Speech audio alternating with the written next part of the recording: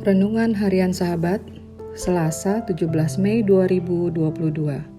Diambil dari Kitab Kisah Para Rasul 11, ayat 27 sampai dengan ayat 30.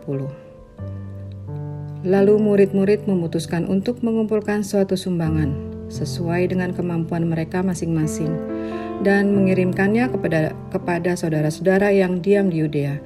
Kisah Para Rasul 11 ayat 29. Tergerak dan beraksi.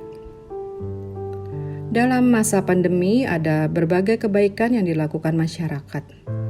Meski masa ini terasa sangat sulit, tetapi ada hati yang tergerak untuk dapat meringankan beban sesama. Mereka yang terdampak karena PHK, belum lagi yang harus menjalani isolasi mandiri.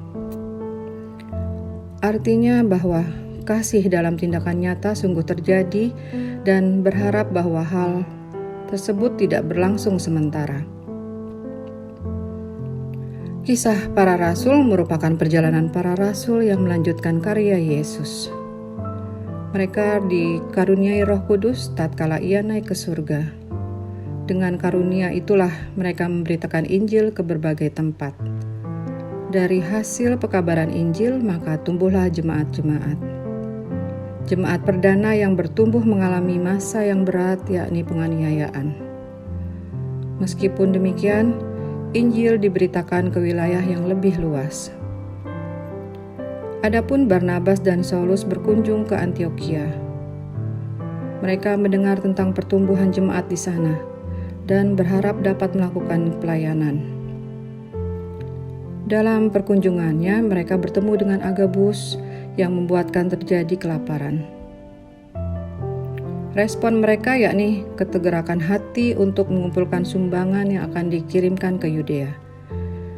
Mereka melakukan perbuatan itu sebagai persiapan bagi saudara-saudara yang akan mengalami kekurangan.